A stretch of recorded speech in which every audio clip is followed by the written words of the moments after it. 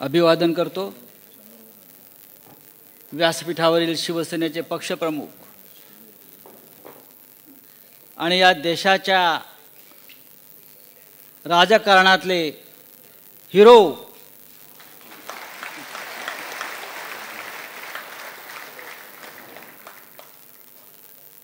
शिवसेना पक्षप्रमुख उद्धवजी ठाकरे,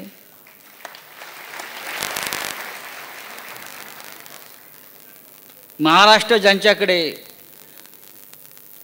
फार मोठ्या आशेनं अपेक्षेनं पाहतो आहे, अशा आपल्या सगळ्यांचे लाडके युवा सेना प्रमुख आदित्य ठाकरे,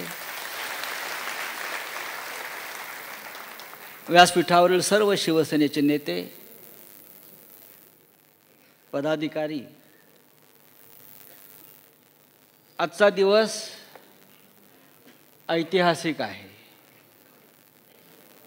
हिंदू हृदय सम्राट शिवसेना प्रमुख बाळासाहेब ठाकरे यांच्या संघर्षाची आठवण आणि स्मरण करून देणारा आजचा दिवस आहे। मी ऐतिहासिक यासाठी म्हणतो उद्धवजी, 19 जून 1966 या दिवसाला जे महत्त्व होतं ते आज 19 जून 2024लाही तेच महत्त्व आहे।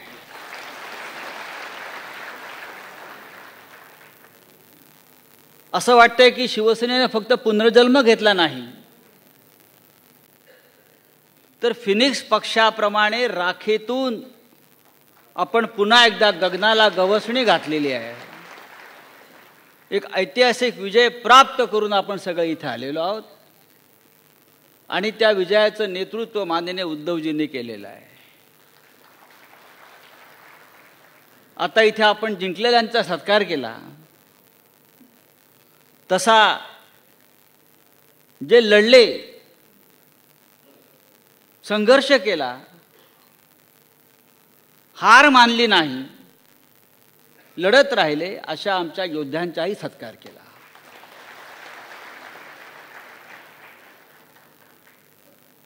हा छत्रपती शिवाजी महाराजांचा महाराष्ट्र आहे आणि हा महाराष्ट्र तुमच्यासारख्या फडतूस लोकांपुढे झुकणार नाही, हे मोदी आणि शहांना, या दोन आक्रमणकारांना ज्यांनी ठणकावून सांगितलं आणि कृतीने सिद्ध करून दाखवलं, अशा माननीय उद्धव ठाकरे आपले सरसेनापती, आपले सेनापती, ह्यांच्याकडे संपूर्ण देश आज एका अपेक्षेने पाहतो आहे। मोदी आणि शहांचा पराभव अशक्य आहे। मोदी 400 पार घेऊन येणारच, तो त्याचा जन्मसिद्ध हक्कच आहे। जन्माला येतानाच तो 400 खुळखुळे घेऊन आला होता हातामध्ये।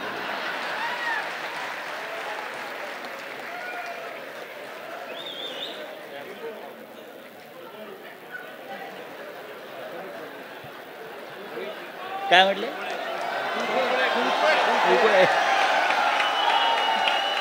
त्या भाजपचा आणि मोदींचा साप खुळखुळा जर कोणी केला असेल तर तो आपला उद्धव साहेबांनी महाराष्ट्रामध्ये करून दाखवला।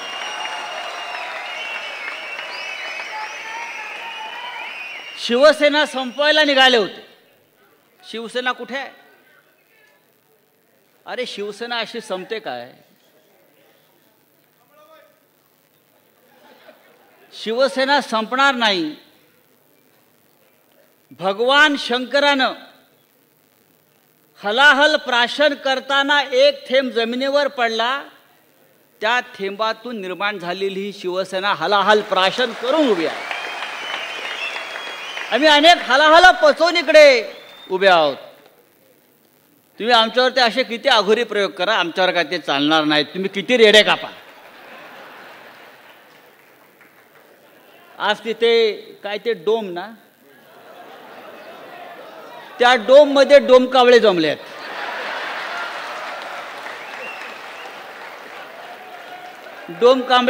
डोमकावळ्यांचं संमेलन सुरू आहे। आमचा 58वा वाढदिवस आहे, ते 2.5 आहेत। पुढल्या वर्षी ते 2.5 वर्ष पण नसतील त्यांच्या जीवनामध्ये. 58 आहे, उद्या हीरक महोत्सव. अरे हिंदुहृदय सम्राट शिवसेना प्रमुख बाळासाहेब ठाकरे यांना काही वेळ जात नव्हता म्हणून त्यांनी शिवसेना स्थापन केली नाही. या महाराष्ट्राला स्वाभिमान, अभिमान, राष्ट्राभिमान याचं बाळकडू पाजून असंख्य हुतात्म्यांच्या बलिदानातून हा महाराष्ट्र आणि शिवसेना त्यांनी स्थापन केली.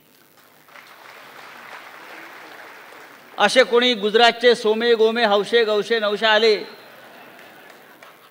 आणि त्यांना शिवसेनेवर वार करून शिवसेना संपवता आली, हे स्वप्न कोणी पाहू नये. छत्रपती शिवाजी महाराजांचा महाराष्ट्र असं मी यासाठी म्हणतो की छत्रपतींनी कधी आपली मान दिल्लीच्या तख्तापुढे तुकवली नाही आणि त्याच शिवसेनेचा, त्याच महाराष्ट्राचा वारसा माननीय उद्धव साहेबांनी चालवला आणि फार मोठं यश त्याने आपल्याला प्राप्त करून दिलं. मला आश्चर्य वाटतं, भारतीय जनता पक्ष आता आभार यात्रा काढणार आहे, धन्यवाद यात्रा काढणार आहे. कशा करता? पराभव केल्याबद्दल महाराष्ट्रानं. नरेंद्र मोदींना बहुमत मुक्त केल्याबद्दल. मला कळतच नाही की धन्यवाद यात्रा महाराष्ट्रात देशामध्ये काढणार. 400 करणार होते ते 240च्या खाली आम्ही आणून ठेवले म्हणून आभार यांच्या डोक्यावर परिणाम झालाय. मोदी हा ब्रँड होता, आता मोदी ब्रँडी झाली आहे, बहुतेक नशेत आहेत.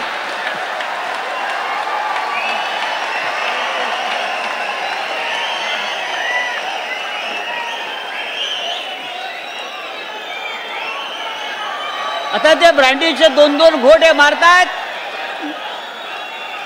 हा काय ब्रँड राहिला नाही, ही आता देशी ब्रँडी झालेली आहे आणि त्या ब्रँडीच्या नशेमध्ये त्यांना असे काहीतरी थेरं सुचतायत. आभार यात्रा, अरे हरलाय, तुमचा पराभव झालाय, तुम्हाला महाराष्ट्राने झिडकारलाय, नाकारलाय, लाथाडलाय. उत्तर प्रदेशमध्ये प्रभू श्रीरामाचं प्राणप्रतिष्ठा केली. अयोध्या, रामाचा फोटो एवढा. म्हणजे मला तरी वाटायचं त्या राम मंदिरामध्ये प्रतिष्ठा प्रभू श्रीरामाची आहे की मोदींची आहे. मी 4 तास टीव्ही पाहत होतो, मला प्रभू रामाची मूर्ती दिसली नाही, फक्त मोदी दिसत आहेत, मोदी दिसत आहेत, मोदी दिसत आहेत. आता मोदींना राम दिसला असेल, रामाने त्यांना लाद घातल्यावर.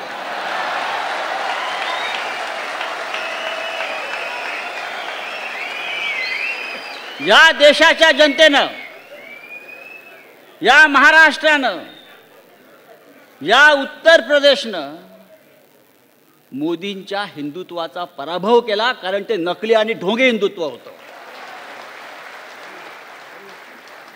आणि महाराष्ट्रामध्ये भास्करराव आपण म्हणताय ते खरं आहे, सट्टा लागला त्यांना. बघा, त्यांना सत्ता लागलाय, सत्ता, सत्ते पे सत्ता. पण हा त्यांना शेवटचा आकडा आहे. यानंतर त्यांचा आकडा या महाराष्ट्रामध्ये लागणार नाही. हा सट्टा बाजार, हा स्टॉक एक्सचेंज, हा शेअर बाजार हा नेहमी तात्पुरता असतो, कधी कोसळतो. दिल्लीतही कोसळणार आहे आणि महाराष्ट्रातही कोसळणार आहे. कसला स्ट्राईक रेट हो, कसला स्ट्राईक रेट. स्ट्राईक रेट महाराष्ट्रामध्ये वाढलाय तुमच्या बेईमानीचा, गद्दारीचा, आणि तो आम्ही खाली आणू. 7 जागा मिळाल्या, त्यातली अमोल कीर्तीकरांची जागा आपण जिंकलेली जागा आहे, ती आपण पुन्हा जिंकू. या देशामध्ये भारतीय जनता पक्षाच्या 110 जागा या 500 ते 1000च्या फरकाने जिंकलेल्या आहेत. 500 ते 1000, 110 जागा 500 ते 1000, म्हणजे तो विजय मला मानता येणार नाही. जसा अमोल कीर्तीकरांचा विजय चोरला तसे हे 110 विजय त्यांनी चोरले. नाही तर भारतीय जनता पक्ष हा 120लाच अडकलेला आहे. 120च्या पुढे भारतीय जनता पक्ष गेलेला नाही. नरेंद्र मोदी लोक म्हणतात ते हारलेच होते. अमोल कीर्तीकरांच्या प्रमाणे त्यांचा विजय शेवटी खेचून आणला. देशाचे प्रधानमंत्री 5 फेऱ्या, पहिले 3 तास पिछाडीवर पिछाडीवर पिछाडीवर पिछाडीवर, जिथे जिथे हिंदुत्व, जिथे जिथे मंदिरं, तिथे तिथे भाजपचा पराभव झालाय, लक्षात घ्या. वाराणसीमध्ये हरता हरता वाचले, अयोध्येमध्ये हरले, रामटेकला हरले, रामेश्वरमला हरले, चित्रकूटला हरले, सती राणीला हरले, नाशिकला पंचवटीला हरले. जिथे राम तिथे त्यांचा पराभव. हे यांचं हिंदुत्व. ही पैशाची मस्ती चालणार नाही, कुठे चालणार. आता काय, तो वारकऱ्यांना सुद्धा ते लाच द्यायचा प्रयत्न करतायत. आपण पाहिलं असेल आज की वारकरी म्हणजे आतापर्यंत त्यांनी मतं कशी विकत घेतली. ही मंडळं विकत घ्या. अरविंद सावंत कुठे आहेत? बरोबर ना. क्रिकेटच्या संघांना पैसे द्या, मंडळ विकत घ्या, मतं विकत घ्या. हा, विकत घ्यायचं, विकत. विजय विकत घ्या, सगळं विकत घ्या. आता काल मी ऐकलं की वारकऱ्यांना सुद्धा प्रत्येक दिंडीला 20,000 रुपये द्यायचे, म्हणजे वारकऱ्यांना विकत घ्या. वारकरी ही या महाराष्ट्राचा संस्कार आणि संस्कृती आहे.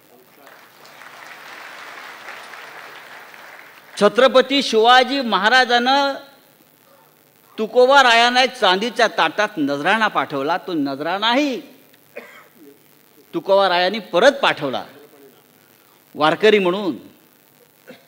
त्यांनी सांगितलं त्यांचा वारकरी संप्रदाय. आणि तुकोबांनी सांगितलं, आम्ही नेणे सुखी म्हणा विठ्ठल विठ्ठल मुखी. ये र तुमचे वित्त धन मज मृतिके समान. हे तुमचा नजराणा, हे तुमचे पैसे मला माती समान आहे.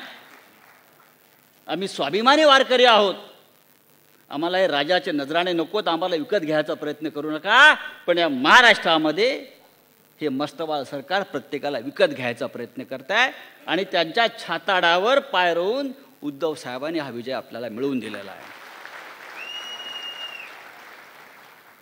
मी शेवटी इतकंच सांगेन, आज का फार मोठा आपण सांस्कृतिक कार्यक्रम ठेवला नाही. तो पाहायचा असेल तर डोमकावळांचा कार्यक्रम तिकडे सुरू आहे, ते जाऊन तुम्ही बघू शकता. मी इतकंच सांगेन की ह्या निवडणुकीनं आपल्याला एक चांगला संदेश दिला. आपण तो प्रखर हिंदुत्ववादी म्हणून स्वीकारला पाहिजे. हा संदेश आपल्याला नाही, हा संदेश सगळ्यांना आहे. महाभारत आणि रामायण हे आपले 2 पवित्र ग्रंथ आहेत हिंदुत्वाचे. रामायणाने सांगितलंय, सोन्याचं हरिण नसतं बाबा, मृगजळाच्या मागे लागू नका. हे शिंदे अजित पवार मृगजळ आहे, संपलं. सोन्याचं हरिण नाही. किडनॅप झाले, किडनॅप संपले. आणि महाभारतानं संदेश दिला की सत्तेची मस्ती चालणार नाही, बहुमताची दादागिरी चालणार नाही. तुम्हाला कधी खाली उतरवलं जाईल आणि तुमचा सत्यानाश होईल. हे 2 संदेश या निवडणुकीनं आपल्याला दिलेले आहेत. महाभारताच्या 13व्या अध्यायात एक फार छान प्रसंग आहे, तो सांगतो आणि हा विषय मी संपवतो. उद्धवजी आपण ऐका.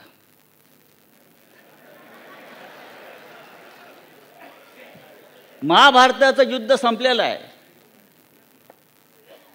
वाताहत झाली आहे संपूर्ण पृथ्वीवर. आणि श्रीकृष्ण आणि अर्जुन यांचा फार सुंदर संवाद आहे. श्रीकृष्णाने अर्जुनाला विश्वरूप दर्शन दिलं आणि या पृथ्वीवर जे जे काय चालू आहे ते दाखवलं. हाणामाऱ्या, संघर्ष, पक्षांतर, फोडाफोडी, सत्तेची खेचाखेची, विश्वासघात, ईडी, सीबीआय, मोदी, शहा, हे सगळं श्रीकृष्णांना अर्जुनाला दाखवलं. हे बघून अर्जुन अस्वस्थ झाला आणि श्रीकृष्णाला विचारलं, हे जर असंच चालणार असेल, असंच होणार असेल, तर हे जग तरणार तरी कोणाच्या खांद्यावर? माझ्या खांद्यावरती असं श्रीकृष्णानं उत्तर दिलं नाही. श्रीकृष्ण म्हणाला, या जगामध्ये 4 अशी प्रामाणिक माणसं आहेत जे या समाजाच्या, देशाच्या कल्याणाचा विचार करतात, राष्ट्राच्या कल्याणाचा विचार करतात. त्यांच्या खांद्यावर हे जग तरतं आणि तरेल. आणि त्या 4 खांद्यांपैकी एक महत्त्वाचा खांदा उद्धव साहेब तुमचा आहे. म्हणून हे जग तरलेलं आहे, म्हणून हा समाज तरलेला आहे, आणि म्हणून हे राष्ट्र आणि हिंदुत्व तरणार आहे. आणि म्हणून मी सांगतो, या महाराष्ट्राचं नेतृत्व पुन्हा एकदा आपल्याकडे आपण घेणार आहोत, देशाचं नेतृत्व घेणार आहोत. आणि त्यासाठी आम्ही तुमच्याकडे